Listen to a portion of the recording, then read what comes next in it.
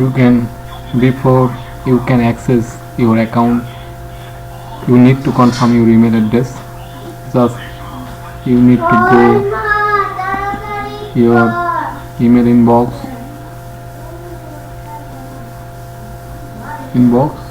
Sometimes you cannot get your inbox, then you can go more and spam.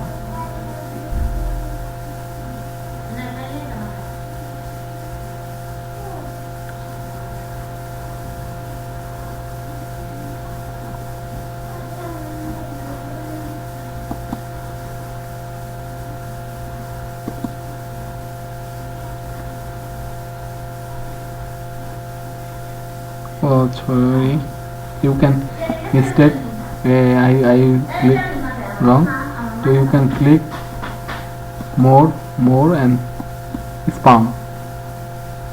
You can see here is, you can get a link to active your, please click here, then you can click, then your account is activated, your email confirm is confirmed.